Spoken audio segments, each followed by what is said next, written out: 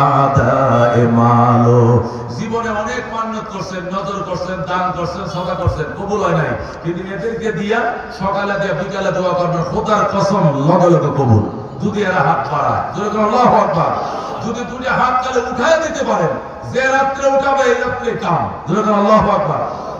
সুলতান মাহমুদ গজনবী আফগানিস্তানের বাদশা ছিলেন। উনি বলেন পুষ মাসের রাত্রি বেলায় আমি রাষ্ট্রীয় কাজ সেরে আমি কাবুল নগরীতে ঢুকতেছিলাম। আমি ঘোড়ার পিঠে করে যখন কাবুলে ঢুকবো, হঠাৎ করে যে কাবুলের রাজপথের মধ্যে পৌরসভার লাইটের নিচে বসে একটা ছেলে কোরআন পড়তেছে। পৌরসভার লাইটের নিচে কাবুলের রাস্তায় একটা ছেলে কোরআন পড়তেছে। সুলতান মাহমুদ, আমি এই রাত্রে বেলা ঢুকতেছি রাজধানীতে রাজকীয় কাজ সেরে, লাফতে ঘোড়ার থেকে নেমে ছেলেটাকে বুকের সাথে জড়ায় ধরলো আর বলল, বাবা তুমি এখানে কেন? তুমি কোন মাদ্রাসায় পড়ো? তুমি রাত্রিবেলায় উড়ে কেন কোরআন শরীফ পড়ো? ছেলেটা ডাক দিয়ে, আঙ্কেল আমি গরিব, হারিকেন কেনার টাকা নাই, ওই মাদ্রাসায় পড়ি, মাদ্রাসার ছেলেরা হারিকেন আছে, ওদের হেরিকেনে পড়ি। 10টা বাজে সাথী ভাইরা ঘুমায়া যায়, তাদের হারিকেন নিবায়া ফেলে। আমার তো পৃষ্ঠা 2টা ভালো করে মুখস্থ হয় নাই, সকালে হুজুর আমাকে মারবে, বিনা লুকমায় শোনাইতে হবে। এই জন্য পাখি পাড়াটুকু ইয়াদ করার জন্য আমি সরকারি লাইট গুলো সারা রাত জ্বলে, আমি দেখছি এখানে আইসা যায়। আল্লাহু আকবার। পৌরসভা লাইট কেমনি জ্বলে? এই পৌরসভা লাইট জ্বলে কিনা? একবার সন্ধ্যা টমে জ্বালাবে, ফজরের পর নিবাবে, কোনোদিন দুপুর পর্যন্ত জ্বলে। এটা নিবেন নিচে কথা ঠিক কিনা? ডাক দেখা আমি মাদ্রাসার জানালা দিয়ে দেখছি এখানে সারা রাত ধরে লাইট জ্বলে। চিন্তা করলাম সাথী ভাইরা ঘুমায় গেছে, হারিকেন নিভাই দিছে, আমার তো আর হারিকেন কেনার সামর্থ্য নাই। এই জন্য বাকি অংশটুকু শিক্ষার জন্য পৌরসভার লাইটের নিচে এসে গেলাম। সুলতান মাহমুদ গজনবী চোখের পানি রাখতে পারে নাই, ছেলেটাকে ঘোড়ার উপরে উঠাইয়া রাজধানীতে নিয়ে নিজের গদির মধ্যে বসায় কয়, আজকের থেকে তোরে আফগানিস্তানের বাদশা ঘোষণা করলাম। আজকাল থেকে আফগানিস্তানের বাদশা বেটা যা, কি হারিকেন হুরিকেন? ছেলে ডাক দেখো, না না আঙ্কেল না, আমি মহান বাদশা কালামের হাফেজ হতে চাই। আল্লাহু আকবার। এ দুনিয়ার গদি আমার দরকার নাই, আল্লাহ কোরআনের হাফেজ হতে চাই। সুলতান মাহমুদ কয়, তাহলে হারিকেন কিনলে কয় টাকা লাগে? কয় 2 টাকা। কেরাসিন লাগে মাসে কয় টাকা? কয় মাসে আরো লাগে 2 টাকা। সুইটার কয় নাই। শীতের পোশাক কিনলে কয় টাকা লাগে? কয় 8 আনা। বোর্ডিং খরচ কত? এত। সারা মাসের হিসাব করে 1 বছরের টাকাটা সুলতান মাহমুদ একটা থলের ভিতরে ঢুকাইছে, কাপড়ের থলে ঢুকায় ছেলেটার কোমরের মাথায় বাইটা দিয়ে কয়, যা বাবা যা, 1 বছরের খরচা ধরে দিলাম, আগামী কালকে তুই হারিকেন কিনবে, কেরাসিন ঢুকাইবে, অন্যের হারিকেনের আশা করিস না। ঘরের ভিতরে পয়সা শীতের মধ্যে কম্বল কিনবে, সুইটার কিনবে, জ্যাকেট কিনবে, আগামী কাল থেকে আর কষ্ট করিস না। তুই যতদিন কোরআনের হাফেজ না হবি, তোর সমস্ত খরচ বহন করার দায়িত্ব আমার। আল্লাহু আকবার। ছেলেটা খুশি হয়ে সুলতান মাহমুদের কপালে চুমু দিছে, কান্দে, বাবা আপনি আমার আব্বা লাগেন, আমার আব্বা নাই, আমি এতিম, আমার বাবা নাই গো, আপনি আমার আব্বা লাগেন, আপনার জন্য কি দোয়া করবো আপনি বলেন, কি দোয়া করবো? সুলতান মাহমুদ গজনবী কয়, মনের বেদনার কথা স্মরণ করা দিলে রে ছেলে, আজকে 12 বছর পর্যন্ত কান্দি নবীকে স্বপ্ন দেখার জন্য। আইজ নবীকে দেখার ভাগ্য আমার হয় না। বাবারে যদি দোয়াই করবে এইটাই করিস, আল্লাহ যেন সুলতান মাহমুদকে নবীর সাথে স্বপ্ন যুগে সাক্ষাৎ করে দেয়। এই দোয়াটাই করিস বাবা, আর কিছু চাই না। সুলতান মাহমুদ গজনবী যখন বলল, দোয়া করিস রে কোরআনের হাফেজ, ও এতিম সন্তান, আমি আর কিছু চাই না, 12 বছর পর্যন্ত নবীকে স্বপ্ন দেখার জন্য কান্দি, দেখার ভাগ্য হয় না, দোয়া করিও আল্লাহ যেন নবীর সাথে সাক্ষাৎ করা দেয় স্বপ্ন যুগে। ছেলেকে ঠিক আছে, আর কোনো আশা আছে নাকি? আরেকটা আছে। কি? এই পৃথিবীতে ভালো মানুষ পাইলাম না, যদি ভালো মানুষ পাইতাম এর জুতারি শুদ্ধ আমি সোজা করে দিতাম, এর খাওয়াইতাম, আদর করতাম, সরকারি ভাতা চালু করে দিতাম। আমি সুলতান মাহমুদ কিন্তু ভালো মানুষ নজরে পড়ে না। দোয়া করিস রে সন্তান, আল্লাহ যেন ভালো মানুষের সাথে সাক্ষাৎ করে দেয়। ছেলেটা আঙ্কেল, এই দুইটাই আশা আপনার। 1 নম্বর আশা হলো নবীকে স্বপ্ন দেখা, 2 নম্বর আশা হলো ভালো মানুষের সাথে সাক্ষাৎ, তাই না? ঠিক আছে, 2টা দোয়া করবো। আপনি ঘুমায় পড়েন, ঘুমায় পড়েন। সুলতান মাহমুদ ঘুমায় গেছে। আর বলছে, উজির এই ছেলেটাকে তার মাদ্রাসায় পৌঁছে দিয়ে আসো। উজির মানে মন্ত্রী, মন্ত্রী ছেলেটাকে ঘোড়ায় উঠায় মাদ্রাসায় পৌঁছায় দিছে। সুলতান মাহমুদ ঘুমায় গেছে। ছেলেটা মাদ্রাসায় যায় ওযু বানাইয়া 2 রাকাত। আমার বহুদিনের আশা ছিল একটা হারিকেন কিনবো, কিন্তু আমি এতিম, আমার পয়সা নাই, হারিকেন কিনতে পারি না, অন্যের হারিকেনে পড়ালেখা করা লাগে। এই জন্য ছাত্র ভাইরা কত গালিমন্দ আবার করে, কিন্তু এতিম নীরবে কাঁদছি, মনের আশা পূরণ করতে পারি নাই গো। আজকে সুলতান মাহমুদ গজনবী আমার হারিকেন কেনার টাকা দিল, আমার মনের আশা পূরণ করলো। আল্লাহ, এতিম তোমার দরবারে দোয়া করি, আল্লাহ তুমি তার মনের আশা পূরণ করে দাও। সে আমার আশা যেমনি পূরণ করো, তুমিও তার আশা পূরণ করে দাও। সুলতান মাহমুদ শুধু দোয়াটা করতে দেরি, আল্লাহু আকবার, ছেলেটা দোয়া করতে দেরি। সুলতান মাহমুদের চোখটা লাগছে, চোখ ঘুমাইছে, স্বপ্নের ঘরে দেখে রহমতুল লিল আলামিন সামনে হাজির। আল্লাহু আকবার। সুলতান মাহমুদ গজনবী নবীর স্বপ্ন থেকে সালাম জানায়, আসসালাতু ওয়াসসালামু আলাইকা ইয়া রাসূলুল্লাহ, আসসালাতু ওয়াসসালামু আলাইকা ইয়া হাবিবাল্লাহ। ওগো রাহমাতুল লিল আলামিন, দীর্ঘ 12 বছর পর্যন্ত কান্দি, আপনাকে এক নজর দেখার জন্য 12 বছর পর্যন্ত কান্দি, কেন গো আপনি দেখা দিলেন না? আজকে কি মনে করে দেখা দিলেন? নবী কয়, আমি বলবো না কেন দেখা দিলাম, দেখা তো দিছি, কেন কথার তো কোনো উত্তর নাই। কথা হইলে 12 বছর আগে কেন দেখা দিলেন না? নবী কয়, এই প্রশ্নের উত্তর আমি দিব না, এমনি এমনি। কেন গো নবীজি? 12টা বছর পর্যন্ত আলাদা বিছায় ঘুমাই, সাদকা করি, সূরা ইয়াসিন পাঠ করে পড়ি, দুরূদ শরীফ করে ঘুমাই, পবিত্র বিছানায় ঘুমাই, দান খয়রাত করে ঘুমাই, কত নিয়ত পালন করছি, কত মান্যতি করছি, আপনাকে দেখার জন্য দেখার ভাগ্য হয় নাই।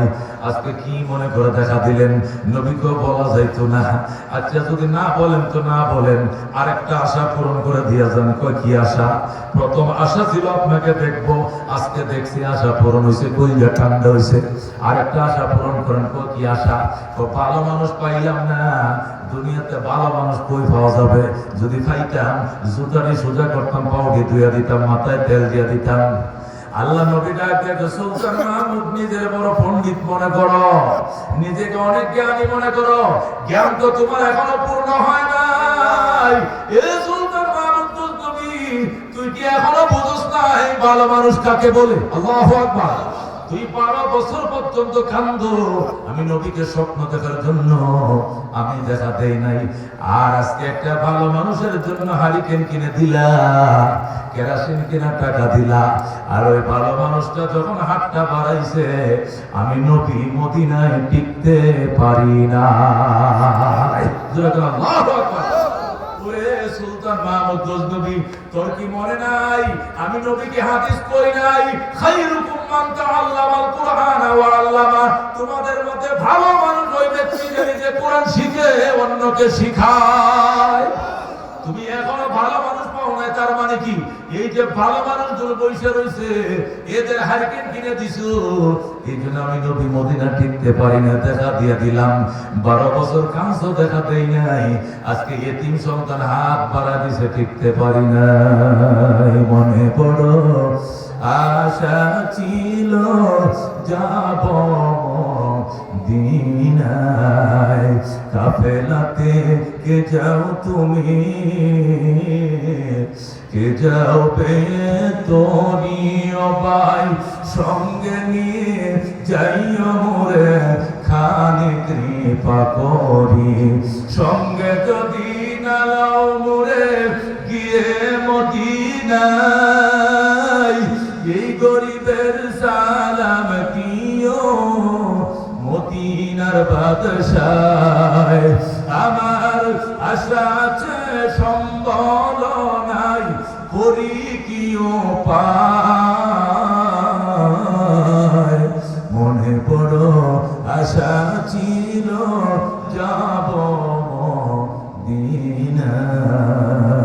আল্লাহ তুমি কবুল করো, না কার কাছে মন সারা, আল্লাহ তুমি কবুল করো, আল্লাহ তুমি মঞ্জুর করো, আল্লাহ আল্লাহ আপনার হাবিবের আহলে বাইতের কবরগুলো শেখ আব্দুর রহমান as-সুদাইসকে যদি আপ ডাউন বিমান ভাড়া দিয়ে আপনার জানাজার নামাজ পড়ান, গুনাহ মাফের কোনো গ্যারান্টি নাই।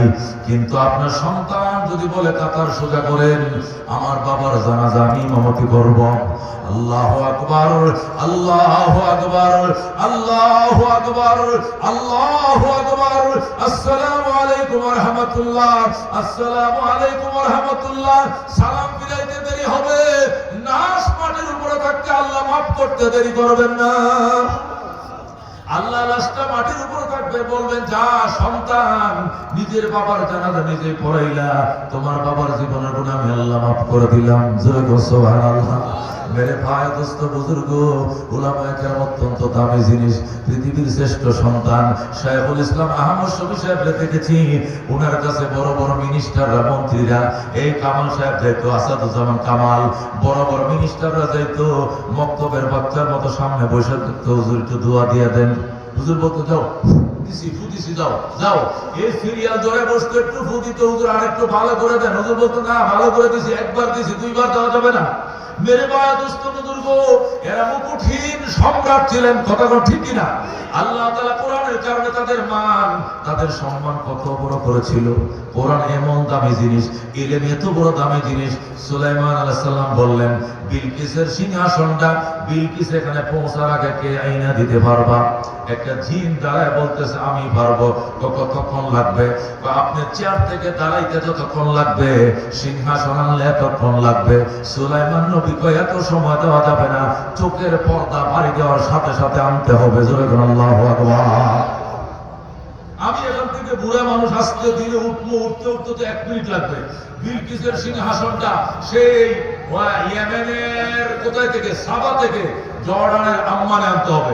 জর্ডানের রাজধানী হলো আম্মান, জর্ডানের আম্মানে আনবা ইয়েমেনের সাবা থেকে। ইয়েমেনের সাবা থেকে জর্ডানের আম্মানের দূরত্ব 1600 কিলোমিটার। কত কিলোমিটার? এই 1600 কিলোমিটার। বিলকিস, রানী বিলকিসের যে সিংহাসন, সাততলা ভবনটা, সে তালা মেরে আসতেছে আমার দরবারে। সে এখানে পৌঁছার আগেই সিংহাসন পৌঁছাইতে পারবা কে? ক্বালা ইফরিতুম মিনাল জিন্নি, জিনের মধ্যে এক শক্তিশালী জিন, তার বয়স ছিল 2500 বছর। জোরে বলো সুবহানাল্লাহ। এটা দাঁড়ায় বলতেছে আনা আতিকা বিহি ক্বাবলা আন তাকুমা মিন মাকামিকা। এ বাদশা সুলাইমান, আমিও সিংহাসন আপনার দরবারে এনে দিতে পারবো। আপনার সিংহাসন থেকে দাঁড়াইতে যত সময় লাগবে, এর আগে আমি এনে দিব। জোরে বলো সুবহানাল্লাহ। মানে আপনি বসার থেকে দাঁড়াইবেন, এই বসন্ত মানুষটা দাঁড়াইতে যত সময় লাগবে, 1600 কিলোমিটার দূর থেকে ফাইলিং করা একটা বিল্ডিং, টাইলস টুলস, সাত মাঠ, রড, সিমেন্ট, সুতা সব কমপ্লিট, খাট বিছনা সহ হুবহু ভবনটা এনে এখানে একটা ঢিল করে ফেলে দেব। সময় লাগবে কি বসার থেকে খারাপ। জোরে আল্লাহু আকবার। এই এই এই চ্যালেঞ্জ কে দিয়েছে? ইফরিতুম মিনাল জিন্নি। কোরআন শরীফ 20 পারা সূরা নামল, এরা সবাই জানে। ক্বালা ইফরিতুম মিনাল জিন্নি আনা আতিকা বিহি ক্বাবলা আন তাকুমা মিন মাকামিকা। ওরে আল্লাহ নবী সুলাইমান, ও বাদশা সুলাইমান, তামাম দুনিয়ার বাদশা, আপনি যে সভাপতির আসন অলঙ্কিত করেছেন, এখান থেকে দাঁড়াইতে যে কয় মিনিট সময় লাগবে, বিলকিসের সিংহাসন তার আগে এনে দিব আমি। সুলাইমানকে হবে না। এরা একটা বুড়া মানুষ বৈশাখ থেকে দাঁড়াইবে, ভর দিবে, হেলান দিবে, লাঠি দিবে, আরেকজন আঙ্গা দিবে, 1-1.5 মিনিট লাগবে। 1-1.5 মিনিটে আমাদের হইল 1-1 সেকেন্ডের ভিতরে আনতে হবে। কার পাওয়ার আছে তারা বেটা। আল্লাহু আকবার। আল্লাহ নবীর পাশে নিচে বসা তার খালাতো ভাই, সুলাইমান আলাইহিস সালামের আপন খালাতো ভাই, ওনার নাম হযরত আসিফ ইবনে বারখিয়া। কি নাম? আসিফ ইবনে বারখিয়া। উনি নিচে ডানে বসে কয় আনা আতিকা বিহি ক্বাবলা আন ইয়ারতাদ্দা আলাইকা তারফুকা। ওগো আল্লাহ নবী সুলাইমান, আমার খালাতো ভাই, চোখের পুতলিটা বাড়ি দিতে দেরি হবে, চোখের পাতা বাড়ি দিতে দেরি হবে, বিলকিসের সিংহাসন আনতে দেরি হবে না। আল্লাহু আকবার। এটা কোন ক্ষমতার বলে সে বলেছিল? আল্লাহ ক্ষমতার কথা বলেন, ক্বালাল্লাযী ইনদাহু ইলমুম মিনাল কিতাব, ক্বালাল্লাযী ইনদাহু ইলমুম মিনাল কিতাব। এই কথাটা ওই ব্যক্তিকে বলেছিল যার কাছে কিতাবের ইলম ছিল। ইলম বড় দামি জিনিস, ইলম বড় পাওয়ারি জিনিস। কথাটা ঠিক কি না? رزينا قسمة الجبار فينا। মহিলাকে নিয়ে নদীর ঘাটে গেলাম। মহিলা নদীর ঘাটে যায়, আল্লাহ আমার আব্দুর রহমান কই? আমাকে না বইলা কেন চলে গেল? আল্লাহ আমার আব্দুর রহমান কোথায়? তোমার নবী বলেছেন কোরআনের পাখিদের জন্য নদীর মাছ কান্দে, আমার ছেলের জন্য কি কান্দে নাই? আমার ছেলে মারা গেল কেন? নিশ্চয়ই আমার ছেলে মরে নাই। আব্দুর রহমান তুমি কোথায়? তুমি কোথায় আছো বাবা? আমি মা নদীর ঘাটে হাজির, আমাকে একবার আম্মু কয়ে ডাক দাও। যখন বলছে আম্মু কয়ে ডাক দাও, পানির নিচ থেকে আওয়াজ আইতেছে, বাবা আমি হাসি পানির তলদেশে বসে রইছি। আল্লাহু আকবার। জুনায়েদ বাগদাদি বলে, মা মা শব্দটা শোনা মাত্রই মহিলা বুরকা টুরকা নিয়ে পানির নিচে ডুব দিছে। কয়েক মিনিট পরে নিজের সন্তান, জীবিত সন্তান নিয়ে পানির উপরে বাইসে গেছে। জোরে আল্লাহু আকবার। ব্যাপার কি? ছেলেটা ফজরের ওযুর পানি আনতে গিয়ে পানির তলে পড়ছে। এখন আসরের নামাজের টাইম, সারাদিন পর্যন্ত পানির নিচে অক্সিজেন ছাড়া ছেলেটা কেমনে জিন্দা ছিল? ঘটনাটার বিবরণ জানার জন্য সাররে শক্তির দরবারে গেলাম। ইরাকের সবচেয়ে বড় বুজুর্গ আলেম আল্লাহর ওলি পীরে কামেল সাররে শক্তির দরবারে গেলাম। সাররে শক্তি এমন একটা ঘটনা, সকালবেলা ছেলেটা পানির নিচে পড়ছে, বিকালবেলা মায় ডাক দিছে, জিন্দা ছেলে পাইছে। এটা কি করে সম্ভব আমাদের বুঝে আসে না। পানির নিচে কোনো আলো বাতাস নাই, পানির নিচে কোনো অক্সিজেন নাই, অক্সিজেন ছাড়া ছেলেটা জিন্দা ছিল কেমনে? সাররে শক্তি ডাক দেয়া, মা আল্লাহর নবীকে বিশ্বাস করনি কহ, হাদিস বিশ্বাস করনি কহ। আল্লাহর নবী বলছেন কোরআনের পাখির জন্য নদীর মাছ কান্দে। ছেলেরা যখন পানির নিচে পড়ছে শুধু হাবুডুবু খাইতেছে, নদীর কোটি কোটি মাছ সিজদা পড়ে গিয়েছে। আল্লাহ আব্দুর রহমান সাঁতার জানে না, এই জন্য উস্তাদের পানি আনতে গিয়ে সে নদীতে পড়ে গেছে। আল্লাহ ছেলেটা সাঁতার জানে না, আল্লাহ ছেলেটাকে তুমি মাইরো না, কোরআনের পাখি তার জন্য কুদরতি অক্সিজেন পানির নিচে চালু করে দাও। এই নদীর মাছ যখন কান্না শুরু করছে, আল্লাহ রাব্বুল আলামিন কুদরতি অক্সিজেন তার পানির নিচে চালু করে দিয়েছে। 10 ঘন্টা নয়, 10 দিন পর্যন্ত জিন্দা থাকলেও কোনো অসুবিধা হবে না। সুবহানাল্লাহ। মেরে ভাই দোস্ত বুজুর্গ, এই যে আল্লাহ রাব্বি বলছেন কোরআনের পাখিদের জন্য। আল্লাহ ছোট ছোট কোরআনের পাখিরা আল্লাহর কোরআন তাদের সিনায় মুখস্থ, এদের সিনাটা আরশে আজিমের মহল্লার মতো। কথা কোন ঠিক কিনা? মেরে ভাই দোস্ত বুজুর্গ, ওই বাইতুল্লাহ শরীফের প্রধান ইমাম, কাবা শরীফের 19 জন ইমাম। কয়জন ইমাম? এই 19 জন ইমামের মধ্যে সর্বপ্রথম প্রধান ইমাম উনি হলেন হাদিস জামিয়া মাখজানুল উলুম খিলগাঁও মাদ্রাসার শেখুল হাদিস এবং মহাপরিচালক, এই মাদ্রাসার মুরব্বী আল্লামা আলহাজ হযরত মাওলানা জহুরুল ইসলাম সাহেব দামাত বরকাতুহু। উপস্থিত রয়েছেন মাদ্রাসা পরিচালনা পর্ষদের সম্মানিত দায়িত্বশীলগণ, সভাপতি, সেক্রেটারি, কেশিয়ার, বিভিন্ন পর্যায়ের সদস্যবৃন্দ, ওলামায়ে কেরাম, মুরব্বিয়ানে আযম, বেরাদরানে ইসলাম, পর্দার আড়ালের পর্দানশীল মা ভগ্নীগণ, আল্লাহ তাআলার দরবারে অসংখ্য শুকরিয়া। একদল পৃথিবী বিজয়ী ছাত্ররা, যাদের ভাইরা তাম দুনিয়াকে জয় করে বাংলাদেশকে পৃথিবীর ইতিহাসে একদম আল্লাহ তাআলা সর্বোচ্চ যে স্থান, সেখানে স্থান করে দিয়েছে এ হাফেজে কোরআন। আজকে তাদের সাথে এখানে বসার তৌফিক দান করেছে। আলহামদুলিল্লাহ। বাংলাদেশে ক্রিকেট খেলে প্রথম পুরস্কার আনছে এর কবে আমার মনে নেই। ফুটবল খেলে তো ওই প্রথম টেস্টের মধ্যে শেষ হয়ে যায়। কথা ঠিক কিনা? কিন্তু আল্লাহর কোরআনের খেলা খেলে পৃথিবীর 120টা, 30টা, 25টা, 40টা রাষ্ট্রকে পিছিয়ে ফেলে 1 নম্বর পুরস্কার নিয়ে বাংলাদেশ এয়ারপোর্টে নামে আল্লাহর হাবিবের কোরআনের সন্তানরা। কথা ঠিক কিনা? আজকে সেই কোরআনের হাফেজরা আজকে যে দৃশ্য দেখলেন, জীবনে অনেক দৃশ্য আপনারা দেখছেন। সংসদ অধিবেশনে যান, বিয়ে সাদের অনুষ্ঠানে যান, মন্ত্রী মহোদয়ের অনুষ্ঠানে যান, নানান শপথ অনুষ্ঠানে যান, আর আজকে একটা অনুষ্ঠানে আসছেন, পৃথিবীর অন্য কোনো অনুষ্ঠানের সাথে এই অনুষ্ঠানের তুলনা নাই। কথা ঠিক না? আল্লাহর কোরআনকে যারা সিনায় ধারণ করেছে, যে সিনার উপরে জাহান্নামের আগুন হারাম, আল্লাহু আকবার। আল্লাহর হাবিব বলেছেন ওই সিনার উপরে জাহান্নামের আগুন হারাম যে সিনায় আল্লাহর কোরআন ঢুকেছে। সুবহানাল্লাহ। সেই আত্মাগুলোর সাথে আজকে আমরা এক স্টেজে একটা প্যান্ডেলের নিচে বসার সুযোগ পাইছি। খুশি হয়েছি না বেজা? চিৎকার মেরে বলে আলহামদুলিল্লাহ। মেরে ভাই ও দোস্ত বুজুর্গ, আল্লাহ তাআলা এত বড় একটি পুরস্কার মানুষের সন্তানরা অর্জন করার তৌফিক দিল। আমার কি ঈর্ষা লাগে না? ঈর্ষা লাগার দরকার যে আল্লাহ আমিও আমার একটা ছেলেকে এরকম হাফেজ বানাবো, আমি একদিন বাবা হিসাবে টুপি পরবো, আমি একদিন আমার ছেলেকে পাগড়ি পরাবে, আমি দৃশ্য দেখবো। আল্লাহ এর জন্য আমি ব্যাকুল। আল্লাহ তুমি আমার ফরিয়াদকে কবুল করো। দোয়া করেন, আল্লাহ কবুল করবেন। কথা আমার ঠিক না? মেরে ভাই দোস্ত বুজুর্গ, আমি খুতবা দুরূদ শরীফের পর লম্বা আলোচনার সুযোগ নেই। বিএনপি এবং অন্যান্য রাজনৈতিক দলের নেতৃবৃন্দ হঠাৎ করে এসে উঠে বসবে, বসার পরে সারাদিন বললেও এই মাহফিলকে গুছায় রাখা যাবে না। কথা ঠিক কিনা? আমরা থামেন, আপনাদের দেশে রাখায়েন না, যতই বলেন আর এই বললেও লাভ হবে না। পরিবেশ অটোমেটিকই অন্যরকম হয়ে যাবে, তখন একটা রাজনৈতিক পরিবেশ হয়ে যাবে। কথা ঠিক কিনা? নেতৃবৃন্দ আসবে, দোয়া চাবে, বক্তব্য দিবে। এই জন্য আমি অল্প সময়ের মধ্যে কিছু গুরুত্বপূর্ণ কথা শোনাইতে চাই। আপনারা শুনতে রাজি আছেন তো? আল্লাহ তাআলা বলেন ইয়ারফাইল্লাহু আল্লাযীনা আমানু মিনকুম, ঈমানদারেরা ঈমানের কারণে তোমাদের মান, তোমাদের সম্মান আমি আল্লাহ বাড়ায় দিলাম। জোরে বলো সুবহানাল্লাহ। ঈমানের কারণে আমাদের সম্মান আল্লাহ বাড়াইছে কিনা? বাড়াইছে কিনা? ঈমানদারকে যদি সরিষার দানা বরাবর ঈমান নিয়ে যায়, দুনিয়া সমান 10টা দুনিয়া বরাবর একটা জান্নাত দেওয়া হবে। জোরে বলো সুবহানাল্লাহ। আর বেঈমানের কি অবস্থা হবে? আল্লাহ পরিষ্কার বলেন ওয়ালা ইয়াদখুলুনাল জান্নাতা হাত্তা ইয়ালিজাল জামালু ফি সামিল খায়াত। সুইয়ের ছিদ্র দিয়া যেদিন উট ঢুকবে জান্নাতের গেট দিয়ে, ওই দিন কাফের ঢুকবে। জোরে কোন নাউজুবিল্লাহ। শুইছিলেন? শুইছিলেন কি করে? কাপড় সিলি করে তা ছিদ্র আছে কিনা পিছন দিয়া?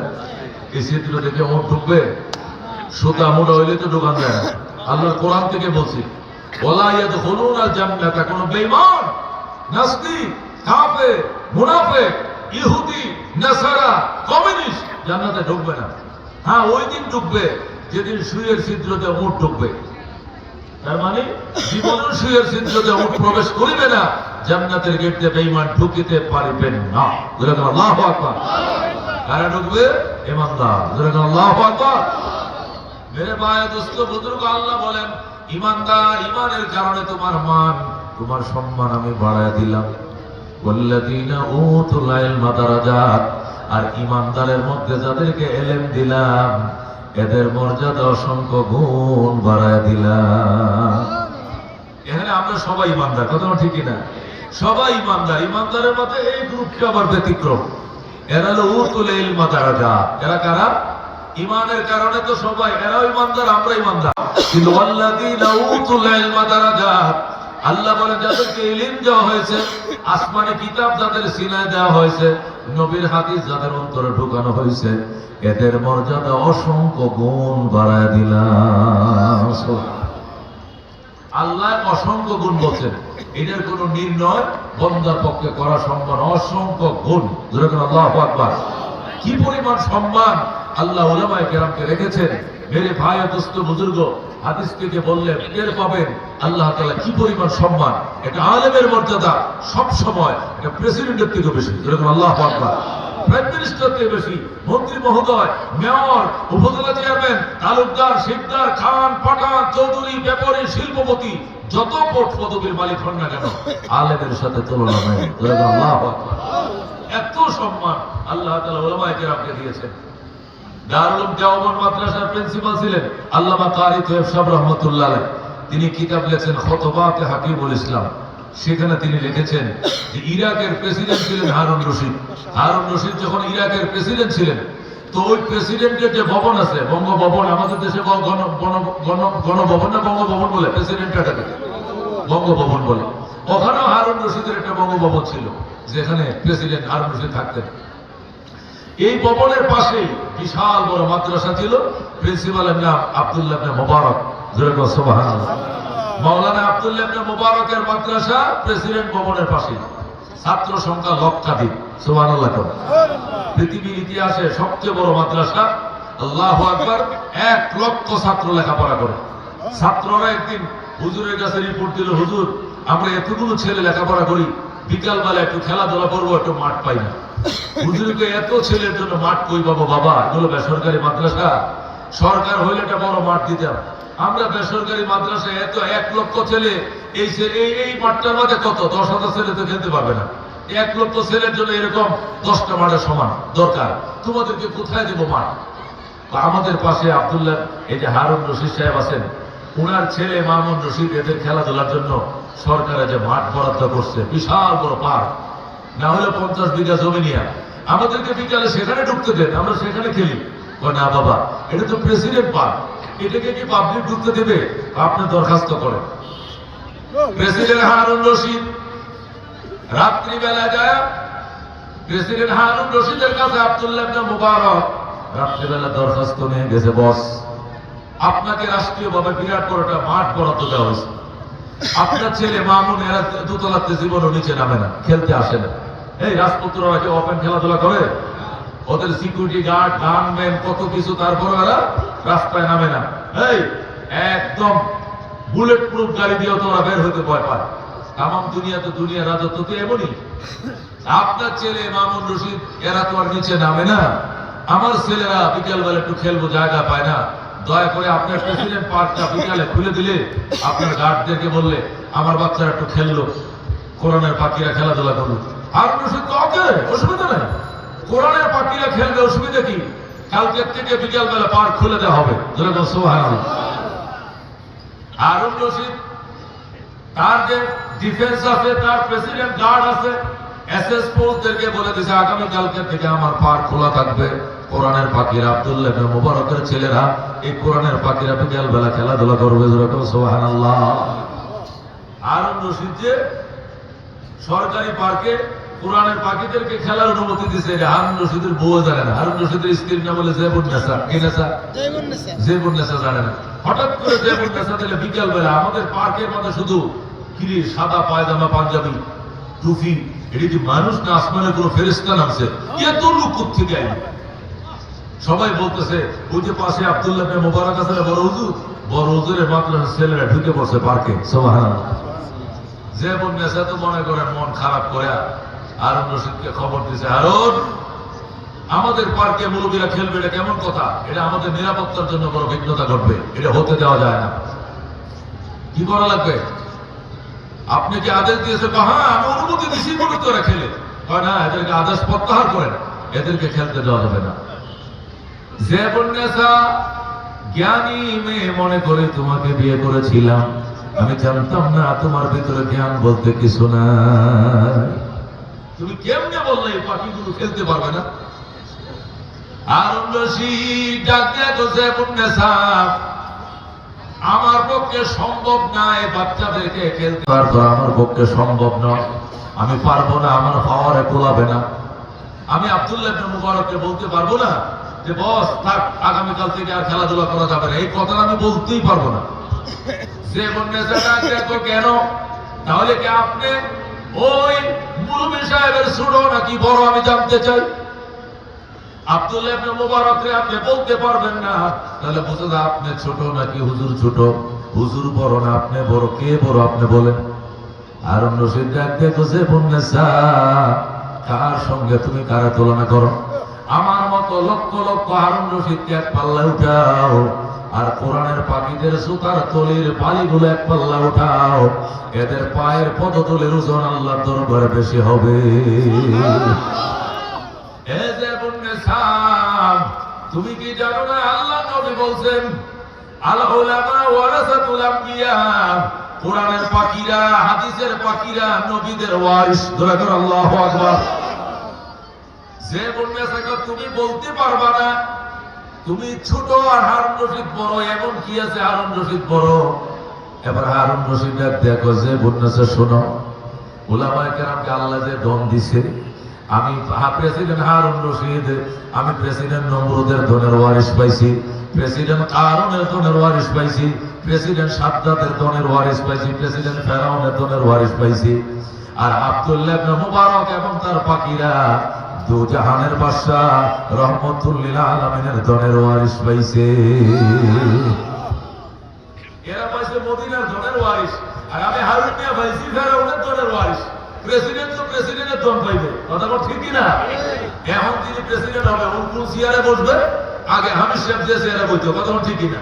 চুপ্পু সাহেব কোন কোন কোন ভবন কি পাইছে? ওয়ারিশ পাইছে গণভবন, যারা হামিদ সাহেব বসতো। চুপ্পু সাহেব চলে নতুন যিনি আসবে, উনি ওয়ারিশ সূত্রে কোনটায় বসবে? যেখানে চুপ্পু সাহেব বসতো, এটাই তো ওয়ারিশ। হারুন রশিদ দেখো, শোনো যে বন্যেসা, আমি প্রেসিডেন্ট হারুন রশিদ প্রেসিডেন্ট নমরুদের ধনের ওয়ারিশ পাইছি, প্রেসিডেন্ট কারুনের ধনের ওয়ারিশ পাইছি, সাদ্দাতের ধনের ওয়ারিশ পাইছি, ফেরাউনের ধনের ওয়ারিশ পাইছি। আরে কোরআনের পাখিরা দু জাহানের বাদশা রহমতুল লিল আলামিনের ধনের ওয়ারিশ পাইছে।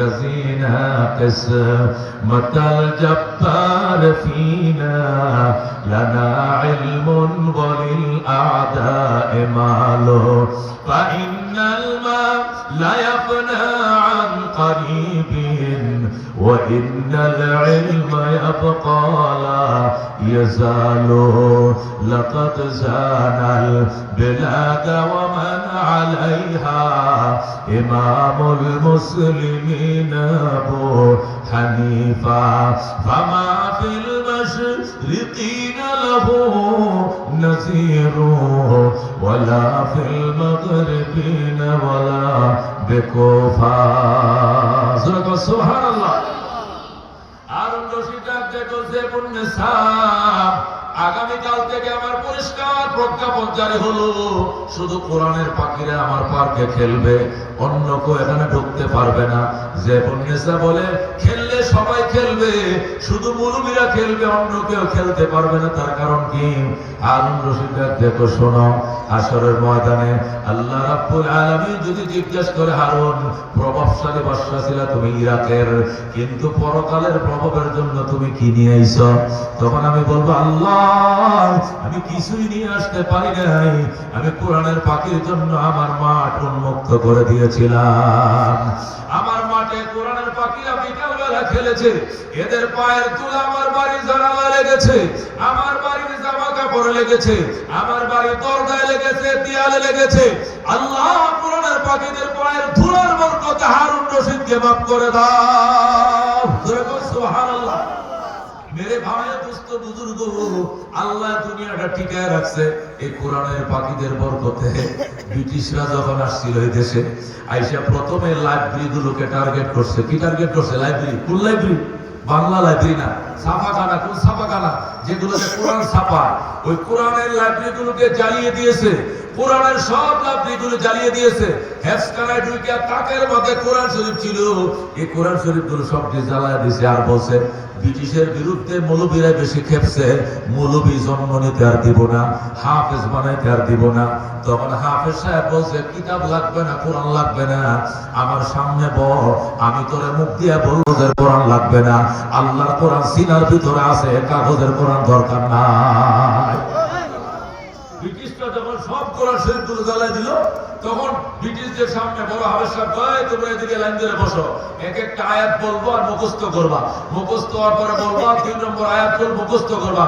এক বসায় 100টা আয়াত শেখাবো, 100 জন ছেলে এক বসায় 100 আয়াতের হাফেজ হয়ে যাবে। সুবহানাল্লাহ। ব্রিটিশ জেনারেল অবাক হয়ে গেছে। ব্রিটিশ জেনারেল তো এটা কি ব্যাপার? আমাদের বিদ্যা বুদ্ধি তো বই পুস্তকের ভিতরে থাকে, তোমাদের বিদ্যা বুদ্ধি আবার ভিতর থেকে বের হয়, কারণটা কি? এমন আমি একা নয়, লক্ষ লক্ষ হাফেজে কোরআন এমন আছে যাদের সিনার ভিতরে কোরআন আছে। একটা জবর, একটা জের, একটা সাকিন বেশ কম হবে না। যেভাবে আল্লাহ নাযিল করছে এইভাবে লক্ষ লক্ষ হাফেজেরকে আমানত হিসেবে মুখস্থ করে রেখে দিয়েছে। যখন ব্রিটিশ জেনারেল বলছিল, অযথা কাগজের কোরআনটি ফুরাইছি রে, এটি ফুরায় কোনো লাভ হয় না, কোরআন তো এদের সব সিনার ভিতরে, যদি ভারতের সিনাগুলো ভাইরে দে, কলিজাগুলো ছিঁড়া কুকুরকে খাওয়াই দে, ভিতরে কোরআন ভাইটা না, ভিতরে ঢুকলে কোরআনের আলিফ বা তাও খুঁজে পাইতা না। এটা আল্লাহ তাআলা লাউহে মাহফুজ বানায় দিয়েছে অন্তরকে। জোরে কোন সুবহানাল্লাহ। মেরে ভাই দোস্ত বুজুর্গ, আল্লাহর হাবিব সাল্লাল্লাহু আলাইহি সাল্লামের জন্য বলেন কোরআনের পাখিরা যখন রাস্তা দিয়ে হেঁটে যায়, রাস্তার দুই ধারে ফেরেশতারা শুয়ে যায় আর বলে আহলান সাহলান তাইয়িবান মারহাবা, মুবারক হো মুবারক হো। আল্লাহর কোরআনের পাখিদের জন্য পাখনাগুলো বিছায় দেয়া উষ্ণ সম্বর্ধনা জানায়। জোরে কোন সুবহানাল্লাহ। আল্লাহ রাব্বি বলেন গর্তের পিপিলিকা থেকে লইয়া সমুদ্রের মাছ পর্যন্ত কোরআনের পাখিদের জন্য কান্দে। সুবহানাল্লাহ। গর্তের পিপিলিকাও কান্দে, নদীর মাছ পর্যন্ত কান্দে। আল্লাহ সমস্ত ফেরেশতারা এই কোরআনের পাখির জন্য কান্দে। জোরে বল সুবহানাল্লাহ। হযরত জুনায়েদ বাগদাদী রাহমাতুল্লাহ আলাইহি বলেন আমাদের বাগদাদ শহরটা হলো দিজলা নদীর পারে, ঢাকা শহর হলো বুড়িগঙ্গার পারে। কথা ঠিক কিনা? ঢাকা শহর বুড়িগঙ্গার পারে আর বাগদাদ শহর হলো দিজলা নদীর পারে। হযরত জুনায়েদ বাগদাদী বলেন আমাদের বাগদাদ শহরটা হলো দিজলা নদীর পারে।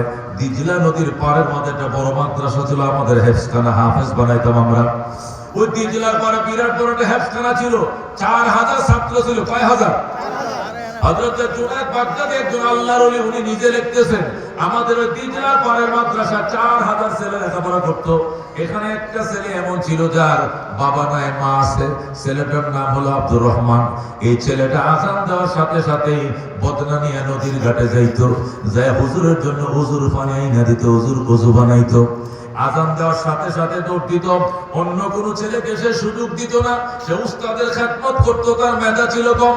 উস্তাদের খেদমতের বরকতে আল্লাহ তার মেধা খুলে দিয়েছে, কোরআনের হাফেজ হয়ে গেছে। আল্লাহু আকবার। জুনায়েদ বাগদাদী বলেন এই ছেলেটা একদিন ফজরের টাইমে অন্ধকারে কুয়াশায় ঢাকা, কুয়াশায় ঘেরা আমাবস্যার অন্ধকারের মধ্যে বদনা নিয়ে নদীর ঘাটে গেছে। যাওয়ার পরে দেখছে নদীতে জোয়ার, আমাবস্যার অন্ধকার, স্লিপ খায় ছেলেটা নদীর ভিতরে পড়ে গেছে। আর সেখান থেকে উঠে আসতে পারে নাই, বদনাটা পড়ে রয়েছে নদীর ঘাটে। ছেলের কোনো উদ্দেশ্য নাই, ছেলে আর আসে না। হুজুরে কই কিরে ছেলেরা আসে না কেন? আব্দুর রহমান কই? অন্য ছেলেরা এসে কই স্যার পিছলা খাওয়ার দাগ দেখা যায়, স্লিপ খাওয়ার দাগ দেখা যায়। নিশ্চয়ই স্লিপ খায় ছেলেরা নদীতে পড়ে গেছে, পানির স্রোতে তারে ভাসায় নিছে। বদনাটা পাইছি, আব্দুর রহমানকে পাইলাম না। উস্তাদ দৌড়ায় গেছে, যা দেখে ঠিকই স্লিপ খাওয়ার দাগ দেখা যায়, বদনা পাইছে, ছেলেকে পায় নাই। মেরে ভাই দুস্থ বুজুর্গ, হুজুরে ওযু করে নামাজ শেষ করার পর মহিলারা খবর দিছে মা তোমার আব্দুর রহমান তো শহীদ হয়ে গেছে। মা তুমি হাফেজের বাবা মা হয়ে জান্নাতে যাইতে চাইছিলা, আল্লাহ তোমাকে শহীদের মা হিসাবে কবুল করছে। তুমি কও আলহামদুলিল্লাহ। মহিলা কও আলহামদুলিল্লাহ হুজুর, আমি খুশি, আমি হাফেজের মা হয়ে জান্নাতে যাইতেছিলাম, হাফেজের মা হইছি, আজকে শহীদের মা হইছি। তবে আমার ছেলে কোন জায়গায় শহীদ হয়েছে আমি দেখতে চাই। নদীর ঘাটে শহীদ হয়েছে। কেমনে? আমার হুজুর পানি আনতে গিয়েছিল, স্লিপ খায় নদীতে পড়ে গেছে। স্রোতদার নদীতে যখন পড়ছে, নদীর পানি তারে ভাসায় নিছে। সাঁতার জানে না, পানি খাইতে খাইতে সে শহীদ হয়ে গেছে। মহিলা ডাক দেয়, আল্লাহ নবী বলছে কোরআনের হাফেজের জন্য নদীর মাছ কান্দে, আমার ছেলের জন্য নদীর মাছ কান্দে। সুতরাং আমার ছেলে মরে নাই, আমারে নদীর ঘাটে নিয়ে যাও, আমার ছেলে আল্লাহ আমার হাতে ফিরিয়ে দেবে। আল্লাহু আকবার।